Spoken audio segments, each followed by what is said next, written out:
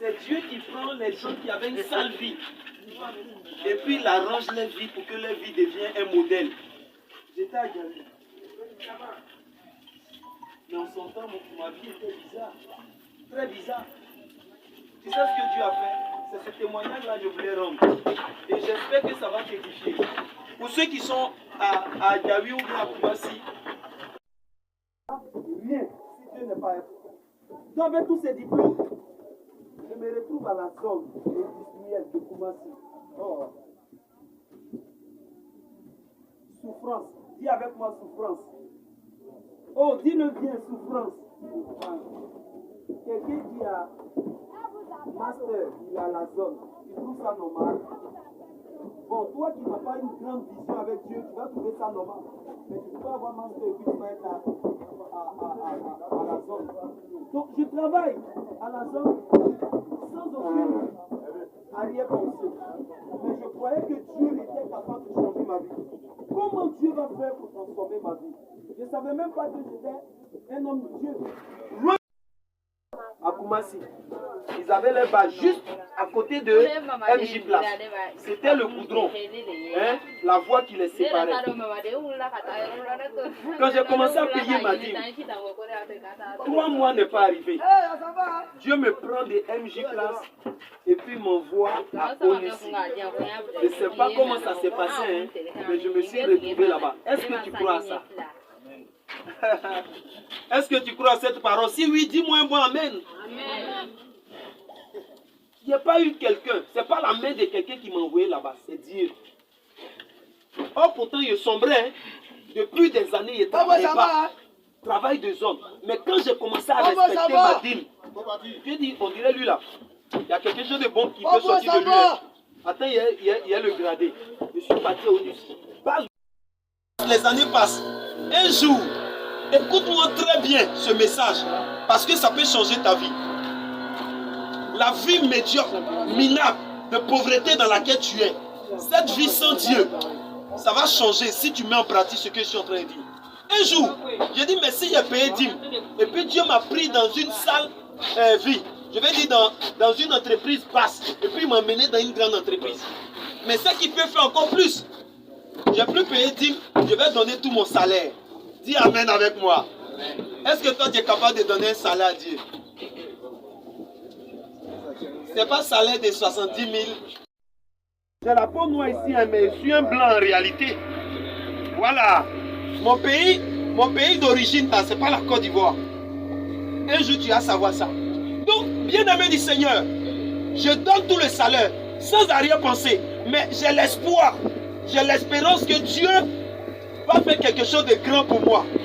Et je m'attendais à ce qu'il me change encore d'entreprise. Que je quitte la Côte d'Ivoire et que je parte très loin. C'est comme ça que j'ai envisagé les choses. Mais avec Dieu, c'est tout le contraire. Ce que l'on pense, Dieu dispose ça autrement. Or, le mois où j'ai donné tout le salaire là, le mois qui suivait, on ici devrait déménager de la Côte d'Ivoire. Et on devrait licencier des personnes. On devrait aussi garder des personnes qui allaient aller dans d'autres pays. Alléluia. Et j'ai dit, ah, ça tombe bien. J'ai donné tout le salaire. Dieu aime les choses comme ça. Je sais que mon nom sera parmi les admis qui vont aller dans d'autres pays. J'ai commencé à faire mon visa. J'ai commencé à faire mon passeport. J'ai commencé à faire les choses sans même qu'on me demande. Le jour arrive, le nom, la liste des personnes qui ne sont pas admises là, qui ne sont pas choisies pour partir là. C'est la liste qui est sortie d'abord. Donc si tu vois ton nom, ça veut dire que tu n'as pas retenu, n'est-ce pas? Je ne prenais même pas le temps même d'aller regarder parce que je me disais que ce n'est pas possible même que mon nom soit mentionné là-bas. Comment? C'est moi d'après tout. Je voulais juger Dieu selon les offrandes, sans regarder à la grâce de Dieu. Donc, quelqu'un m'a dit, tu ne vas pas voir, allons on va regarder les noms de ceux qui restent. On s'en va regarder, c'est mon nom là même qui est premier. Alléluia. Amen. Parmi ceux qui doivent rester, je te parle de quelque chose de Dieu. C'est mon nom qui est premier. croyais pas, il fallait que je parte laver mes yeux encore pour venir regarder si c'est mon nom. Après là, il fallait que mon frère, mon ami là, il puisse confirmer que c'est mon nom. Je ne pouvais pas croire. Qu'est-ce qui s'est passé? J'ai pris mon mal en patience. Je suis rentré chez moi avec mes bagages, tranquille. J'étais à Yopougon. Et à Yopougon, là où j'étais là, j'ai commencé à pleurer. Je ne connaissais pas Dieu. Hein? Je ne connaissais même pas Dieu. Je faisais profession de connaître Dieu. Sinon, je ne le connaissais pas. Ce n'est pas tous ceux qui vont à l'église qui connaissent Dieu. Celui qui connaît Dieu, quand il va à l'église, sa manière de faire les choses et sa vie même en société, ça change. Et je vais commencer à pleurer. Je vais mettre Dieu lui-même sur sa parole. Tu n'as pas dit que quand on te donne, tu ouvres les écluses des cieux. Tu n'as pas dit qu'on fait tant. Tu fais ça, tu fais ça, tu fais ça. Mais pourquoi moi je fais ça? Et puis toi tu n'as pas fait ça pour moi. C'est la première fois que je vais commencer à prier sincèrement avec Dieu. Quelqu'un dit Amen fort. Quelqu'un dit Amen fort. Parce que quelque chose va se passer. Et à partir de là où je suis en train de te parler, j'ai commencé à déposer mes dossiers dans tout. J'ai commencé à lui parler. En lui parlant, j'étais en train de créer une intimité avec Dieu. En lui parlant, j'étais en train de créer une communion avec Dieu. En lui parlant, j'étais en train de lui dire, tu m'as choisi comme ton serviteur. À partir de maintenant, fais de moi l'instrument de ta gloire. Alléluia. Depuis ce jour jusqu'à aujourd'hui, je n'ai pas eu à faire le travail des hommes. Mais le travail que je fais là, c'est ce que je suis en train de faire. Et Dieu m'a choisi comme son serviteur. S'il ne m'avait pas brisé de cette manière, j'allais jamais comprendre qu'un homme qui ne travaille pas, il ne peut pas manger. Mais avec Dieu, j'ai pu comprendre qu'on peut ne pas travailler du travail des hommes. Et on peut travailler pour le Seigneur. Et le Seigneur peut se charger de nous, se charger de nos familles, regarder notre vie, plus que même ce que le travail ne peut faire. Alléluia. La fidélité de Dieu et la bonté de Dieu se sont démontrées dans ma vie. En réalité, le sacrifice que je suis parti faire avec tout mon salaire, ça a permis à Dieu de m'engager à son service. De m'engager à son service. Et c'est ce que je suis venu te dire. Dieu pouvait choisir un autre moyen. Mais pour mon cas, c'est l'offrande que j'ai apportée là. C'est ça que Dieu a utilisé pour me prendre dans son service totalement. Il y a des hôtels dans ma famille. Et c'est ces hôtels-là qui faisaient que je ne pouvais pas travailler. À peine je travaille, je choisis de prendre tout mon salaire, aller donner à Dieu. Ça a touché le cœur de Dieu.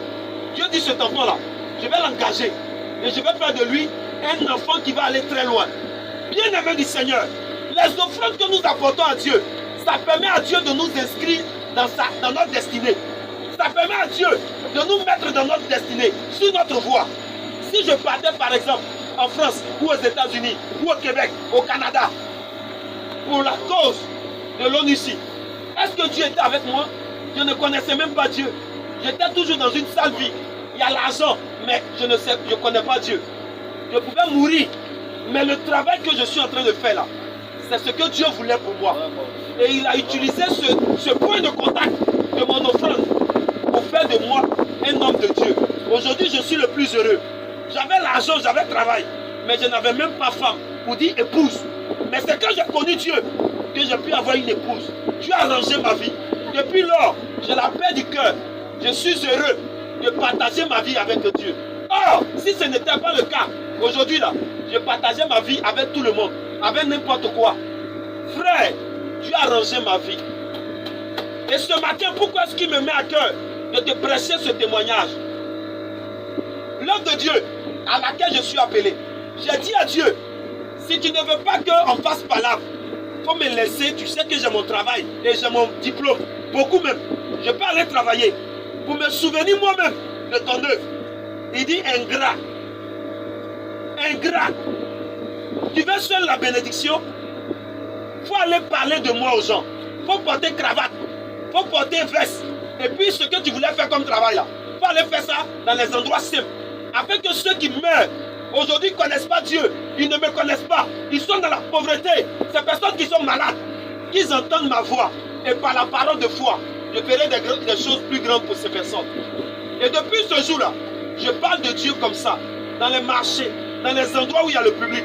Et Dieu m'a dit, c'est pas toi que je vais bénir pour que tu regardes l'œuvre. La personne vers qui tu vas aller parler, C'est ces personnes-là que je vais bénir pour qu'ils se souviennent de mon œuvre. Parce que mon œuvre n'est pas conditionnée par une seule personne, mais par plusieurs personnes. Et je te parle ce matin, je suis à Samo. Aujourd'hui, je suis plus à Diaby. Samo, c'est après Bonois. C'est là-bas que l'église se trouve. Et c'est là-bas le ministère est. C'est des gens qui ont construit l'église qui est là-bas. Actuellement où je parle, on doit acheter des chaises pour mettre dans l'église. Il y a des gens qui ont décidé eux seuls d'apporter 10 chaises, 5 chaises. Peut-être toi tu n'as pas les moyens. Ce que tu as ce matin-là, Dieu veut que tu apportes le peu pour qu'il puisse faire lever ce peu-là en multipliant ça dans ta vie. La Bible dit qu'un peu de levain fait lever toute la pâte. Quel est le levain que tu apportes afin que Dieu fasse lever ta pâte? Celui qui n'est pas prêt à adorer Dieu avec ses biens, avec son argent, avec son corps, avec tout ce qu'il a, Dieu ne sera pas prêt pour faire de grandes choses aussi dans sa vie. Est-ce que je parle à l'esprit de quelqu'un ce matin? Voici les enveloppes. Tu n'es pas obligé de réagir, mais celui qui réagira par la foi, le Dieu qui m'a suivi jusque-là et qui continue de se manifester dans ma vie, il fera de même pour toi. Voilà pourquoi on va partager les enveloppes. Ce dont tu es prêt ce matin, c'est 5 000, c'est 1000 francs, c'est 10 000. Prie dessus, mets dans l'enveloppe. Dieu va se rappeler de toi. Dans ce mois, je suis un homme de Dieu, je suis né dans ce mois. Le mois de juillet est mon mois. Si Dieu est vrai, je prie que dans ce mois, ce qu'il a fait pour moi, c'est qu'il fasse la même chose pour toi. Par l'offrande que tu vas apporter pour soutenir le ministère, toutefois que les gens vont s'asseoir à Mifek, à Samo, que Dieu te donne toi aussi une place dans ta famille, my God. Que Dieu te donne une place dans ton travail, my God. Que Dieu te donne une place dans cette société. Que Dieu te donne une place dans ce pays. Et que Dieu change ta destinée au nom de Jésus. Voici les enveloppes. Faites passer. Celui qui veut prendre, qui prête. Même si tu pries à la mosquée, tu es de telle communauté ou telle communauté. Ça, c'est pas un problème. Je suis venu parler aux hommes qui ont la foi. Parce que la foi dépasse les bords religieux. Prends une enveloppe. Mets ce que tu as à mettre à l'intérieur. Prie dessus ce matin. Et Dieu se souviendra de toi. Faites passer les enveloppes ici. Un ton à l'église. Et puis, je priais de façon orgueilleuse. Oh Dieu, les prières bizarres. Je n'étais même pas connecté à Dieu. Et je voulais réussir. Je suis en train de te parler du prix de la réussite. Comment un homme doit réussir? C'est les clés là que je suis venu te donner. Et un jour, Dieu a touché mon cœur. Comment il a touché mon cœur?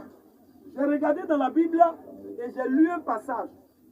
Parce que j'étais tellement déterminé à réussir, je ne savais pas comment faire.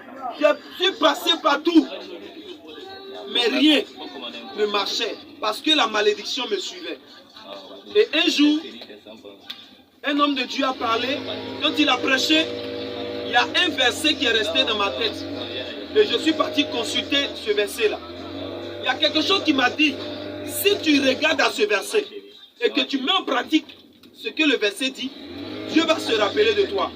Et le verset se trouvait dans Malachie chapitre 3. Le verset 7 à 10. C'est le dernier livre de l'Ancien Testament. Et je suis parti regarder qu'est-ce qui s'est passé. Je lis dans ces thèmes. Apporter, c'est ce que le verset dit. Apporter à la maison du trésor toutes les dîmes et les offrandes, afin que rien ne manque dans ma maison. Mettez-moi de la sorte à l'épreuve, et vous verrez si je n'ouvre pas pour vous les écluses des cieux.